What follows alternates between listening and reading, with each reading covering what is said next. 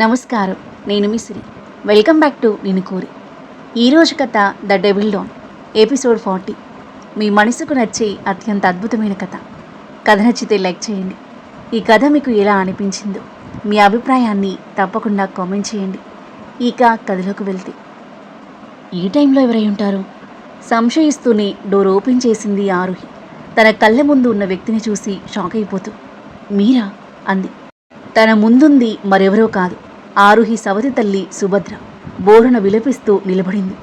అమ్మ ఆరుహి అంటూ ఆరుహి దగ్గరికి పరిగెత్తుకుంటూ వచ్చి తన చేతులు పట్టుకుని, నీ తమ్ముడు సాత్విక్కి యాక్సిడెంట్ అయింది, హాస్పిటల్లో చావు బ్రతుకుల్లో ఉన్నాడు అంది ఏడుస్తూ. ఆరుహి నిర్ఘాంతపోయింది. తమ్ముడికి యాక్సిడెంట్ అయిందా? ఎలా ఉన్నాడు ఇప్పుడు? భయాందోళనలతో అడిగింది. ఆమె కళ్ళ నిండా కన్నీళ్లు చేరాయి. ఇప్పుడే హాస్పిటల్కి తీసుకెళ్ళాం, ఐసీయూలో ఉన్నాడు. ఫ్రెండ్ బర్త్డేకి వెళ్తున్నా అని సంతోషంగా వెళ్ళినవాడు ఇప్పుడు ప్రాణాలతో కొట్టుమిట్టాడుతున్నాడు.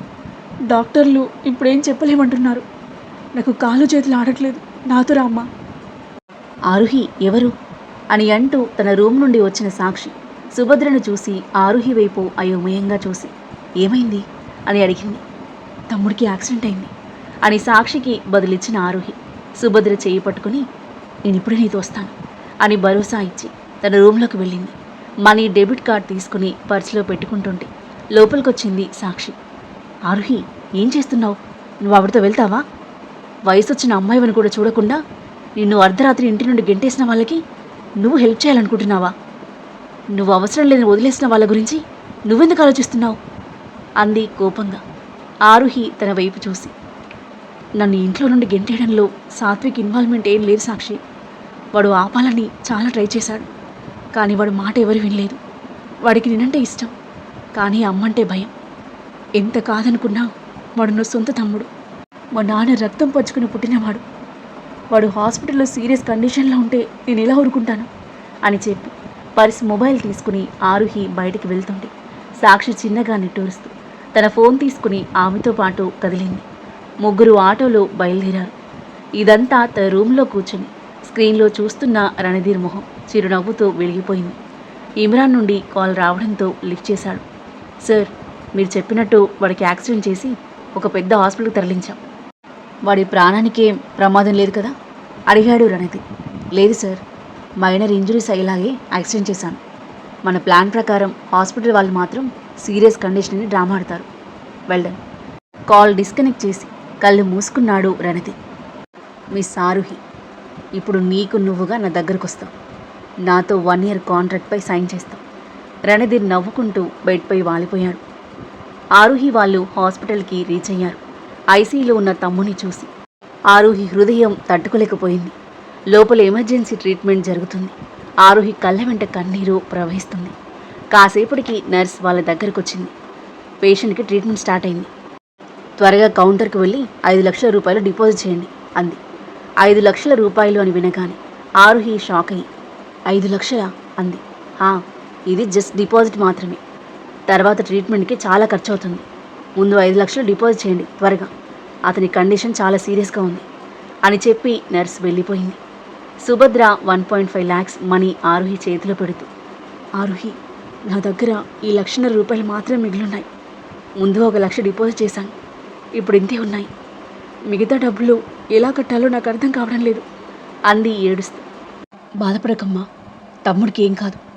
వాడికి ట్రీట్మెంట్ జరిపించే బాధ్యత నాది అని భరోసా ఇచ్చి ఆ 1.5 lakhsతో పాటు తన దగ్గర ఉన్న 1 lakh, సాక్షి దగ్గరున్న 1.5 lakhs కలిపి 4 lakhs కౌంటర్లో డిపాజిట్ చేసింది ఆరుహి. మరి మిగిలినవని అవెక్కడి నుండి వస్తాయి ఆరుహి? ఈ హాస్పిటల్ చాలా పెద్దది, ఇక్కడ బిల్లు ల్యాక్స్లో అవుతుంది. మనీ అరేంజ్ చేస్తానని నువ్వు ఆంటీకి చెప్పావు, కానీ నీకు అంత మనీ ఎక్కడి నుండి వస్తుంది అని అంది. ఆరుహి ఆలోచిస్తూ ఐసీయూ దగ్గరికి వెళ్ళి కూర్చుంది. సాక్షి తన పక్కన వెళ్ళి కూర్చుంది. మిగిలిన మనీ డిపాజిట్ చేయమని నర్స్ చెప్తూనే ఉంది. టైం అప్పటికే మార్నింగ్ 9 దాటింది. డాక్టర్ ఐసీయూ నుండి బయటికి రాగా అతని దగ్గరికి పరిగెత్తుకుంటూ వెళ్ళింది ఆరుహి. సుభద్ర, సాక్షి తన వెంట కదిలారు. డాక్టర్, నా తమ్ముడికి ఎలా ఉంది అని అడిగింది భయంగా. పేషెంట్ తలకు గాయమైంది. అతనికి ఆపరేషన్ వీలైనంత త్వరగా చేయాలి. స్పెషలిస్ట్ సర్జన్కి ఇన్ఫామ్ చేశాం. ఈ సర్జరీకి అట్లీస్ట్ 25 lakhs మనీ ఖర్చు అవుతుంది. ఫార్మాలిటీస్ అన్నీ కంప్లీట్ చేసి మనీ డిపాజిట్ చేయండి అని చెప్పాడు. 25 lakhs అనేసరికి ఆరుహి నెత్తిన పిడుగు పడినట్టయింది. డాక్టర్, నా తమ్ముడు బాగానే ఉంటాడు కదా, ప్రమాదం ఏం లేదు కదా అని అడిగింది. ఆపరేషన్ త్వరగా జరిగితే ఖచ్చితంగా బ్రతుకుతాడు, ఎంత లేట్ అయితే అంత ప్రమాదం అని చెప్పి డాక్టర్ వెళ్ళిపోయాడు. సుభద్ర ఏడుస్తూ టేబుల్పై కూలబడింది. ఆరుహి ఆమె పక్కన కూర్చొని చేయి పట్టుకుని, అమ్మ, డబ్బు గురించి వరి అవ్వకు, నేను చూసుకుంటాను, తమ్ముణ్ణి జాగ్రత్తగా చూసుకో అని భరోసా ఇచ్చి సాక్షి వైపు తిరిగి, నువ్వు ఇక్కడే ఉండు, నేను కాసేపట్లో తిరిగి వస్తాను అని చెప్పింది. ఎక్కడికి వెళ్తున్నావు అని అడిగింది సాక్షి. నేను మనీ అరేంజ్ చేస్తాను. కానీ ఎక్కడ ఆరుహి? ఆరుహి దీర్ఘంగా శ్వాస తీసుకుంటూ, ఈ టైంలో నాకు ఒకే ఒక పర్సన్ హెల్ప్ చేయగలడు, రణధీర్ చక్రవర్తి అని చెప్పి సాక్షి రెస్పాండ్ అయ్యేలోపే బయటికి పరిగెత్తింది ఆరుహి. రణధీర్ సార్ హెల్ప్ చేస్తాడో లేదో అని ఆలోచిస్తూ సుభద్ర పక్కన కూర్చుంది సాక్షి. ఆటోలో రణధీర్ ఆఫీస్కి చేరుకుని ఫాస్ట్గా రిసెప్షన్లోకి వెళ్ళింది. అప్పటికి ఆఫీస్కి చేరుకున్న రణధీర్ సీసీ క్యామ్లో కనిపిస్తున్న ఆరుహి వైపు చూస్తూ, welcome to hell miss Aaruhi, I'm waiting for you అని అనుకుంటున్న అతని పెదవులపై విన్నింగ్ స్మైల్ చేరింది. రిసెప్షన్ నుండి కాల్ రావడంతో లిఫ్ట్ చేశాడు. సార్, ఆరుహి అనే అమ్మాయి మిమ్మల్ని మీట్ అవ్వాలి అనుకుంటుంది. Okay, send her. Randhir phone పెట్టేసి ఆరుహి రాక కోసం హ్యాపీగా వెయిట్ చేస్తూ రిలాక్సింగ్గా చైర్లో వెనక్కి వాలాడు. ఆరుహి వేగంగా పరిగెత్తుకుంటూ రణధీర్ క్యాబిన్ దగ్గరకు వచ్చి డోర్ నాక్ చేసింది. కమిన్ అన్నాడు రణధీర్ గంభీరమైన స్వరంతో.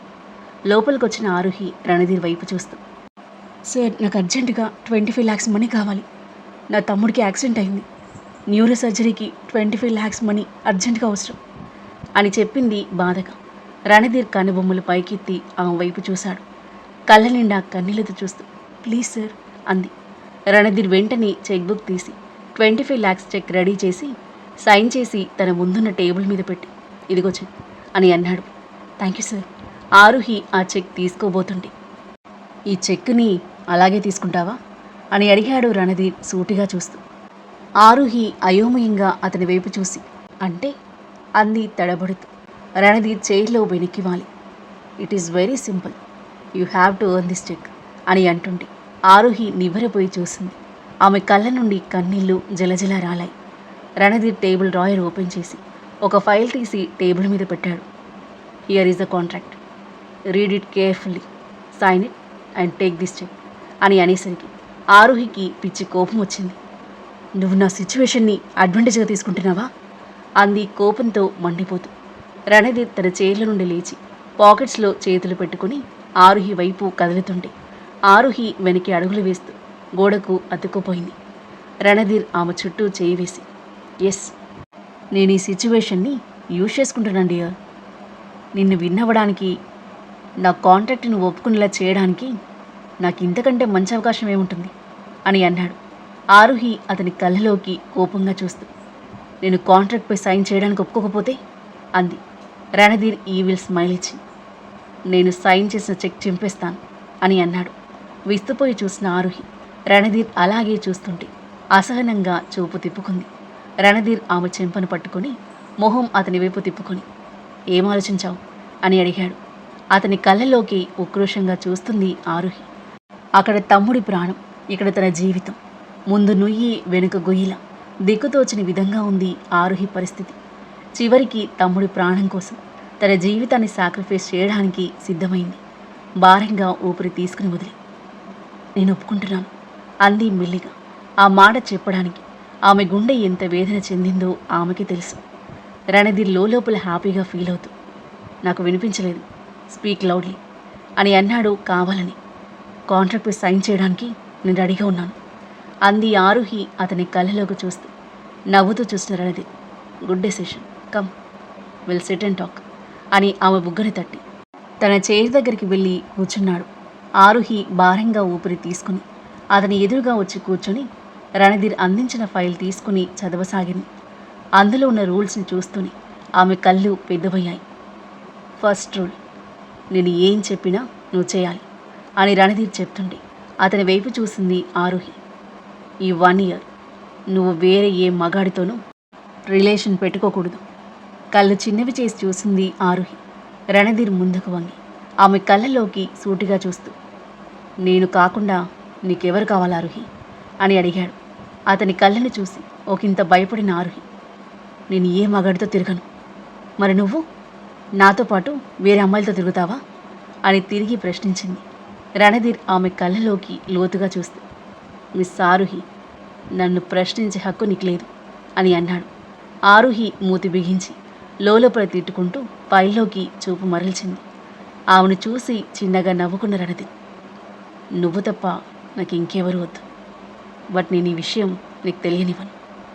తెలిస్తే you will take me for granted. నువ్వు ఏది కావాలంటే అది చేయడం స్టార్ట్ చేస్తావు అని అనుకుంటూ తన వైపు చూస్తున్నాడు. ఆరుహి రిమైనింగ్ రూల్స్ చదువుతూ ఉంది. నా పర్మిషన్ లేకుండా నువ్వు వేరే ఏ సిటీకి వెళ్ళకూడదు. నువ్వు ఎక్కడికి వెళ్ళినా నాతోనే వెళ్ళాలి. ఈ సిటీలో మాత్రమే నీకు ఎలాంటి లిమిట్ ఉండదు. నెక్స్ట్ పాయింట్ చూసిన ఆరుహి కళ్ళు ఒక్కసారిగా పెద్దవయ్యాయి షాక్తో. ఈ 1 year నువ్వు నా ఇంట్లోనే ఉండాల్సి ఉంటుంది. నేను ప్రజెంట్ ఉంటున్న ఇంట్లో కాదు, నా సెకండ్ అండ్ పర్సనల్ హౌస్. నేను ఎప్పుడు కావాలంటే అప్పుడు అక్కడికి వస్తాను. నేను ఏ డ్రెస్ వేసుకోమన్నా వేసుకోవాలి, అండ్ నేను ఏం చేయమన్నా చేయాలి అని చెప్తూ ఒక్క క్షణం మౌనంగా ఉండిపోయిన రణధీర్, నేను ఏం చెప్పాలనుకుంటున్నానో నీకు అర్థమైంది కదా అన్నాడు. ఆరుహి గట్టిగా కళ్ళ మూసి తెరిచి చిన్నగా తల ఊపింది. మిగిలిన పాయింట్స్ అన్ని చదివి డీప్ బ్రీత్ తీసుకుని వణుకుతున్న చేతితో కాంట్రాక్ట్పై సైన్ చేసింది. రణధీర్ నవ్వుతూ ఆమెకు చెక్ అందించాడు. As mention in contract, 5 crores money also you will receive gradually అని అన్నాడు. ఆరుహి కళ్ళెల్లో నీళ్లు తిరిగాయి. సో నువ్వు ఈరోజు నీ లగేజ్ తీసుకొని నా ఇంట్లోకి షిఫ్ట్ అవ్వాలి. నేను ఆల్రెడీ అక్కడ కెమెరాలు ఫిక్స్ చేశాను, బెడ్రూమ్ అండ్ వాష్రూమ్లు తప్ప. నేను క్లోజ్గా గమనిస్తూ ఉంటాను. సో నువ్వు పారిపోవడం ట్రై చేసినా నో యూస్. ఆరుహి అతని వైపు చూసి, నేను అన్నింటికి సిద్ధమయ్యి మీతో కాంట్రాక్ట్పై సైన్ చేశాను, పారిపోవడానికి కాదు అంది. రణధీర్ ఆమె దగ్గర నుండి ఫైల్ తీసుకొని అతని ఇంటి కీస్ ఇచ్చాడు. కీస్తో పాటు చెక్ పర్సులో పెట్టుకుని లేచి బయటికి వెళ్ళిపోతున్న ఆరుహి అడుగులు. ఆరుహి, రణధీర్ పిలుపుకి ఆగిపోయాయి. వెనక్కి తిరిగి చూసింది. రణధీర్ ఆమె దగ్గరకు వచ్చి ఆమె నడుం చుట్టూ చేయి వేసి దగ్గరికి లాక్కున్నాడు. ఫర్ 1 year నీ బాడీ అండ్ మనసు రెండు నా సొంతం, కీప్ ఇన్ మైండ్ అని అంటూ ఆమె నడుంపై చేతులను కదిలిస్తుంటే ఆరుహి అతన్ని దూరంగా నెట్టడానికి ప్రయత్నిస్తుంది. రణధీర్ ఆమెను మరింతగా దగ్గరికి లాక్కుని, మిస్ ఆరుహి, నువ్వు ఈ టచ్కి అలవాటు పడాలి. Today I'm just touching you.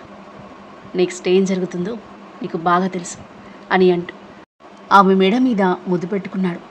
Aaruhi ఊపిరి బిగబట్టి కళ్ళు మూసి తెరిచింది. వెరీ సూన్ నీకు దగ్గరే ఛాన్స్ రాబోతుంది నాకు.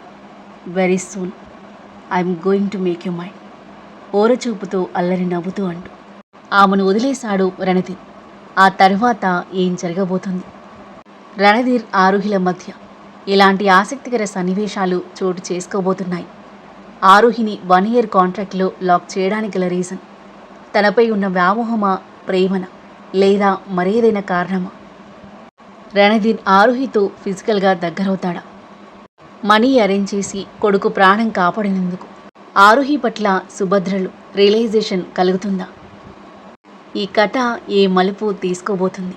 అద్భుతమైన కథనంతో ఊహ కందని మలుపులతో ఎంతో ఆసక్తికరంగా సాగి ఈ కథ యొక్క నెక్స్ట్ ఎపిసోడ్ కోసం మన నెక్స్ట్ వీడియో చూడండి. కథ నచ్చితే లైక్ చేయండి. ఈ కథ మీకు ఎలా అనిపించిందో మీ అభిప్రాయాన్ని తప్పకుండా కామెంట్ చేయండి. ఇంకా ఇలాంటి ఇంట్రెస్టింగ్ స్టోరీస్ కోసం మన ఛానల్ని సబ్స్క్రైబ్ చేయండి. Thank you for listening.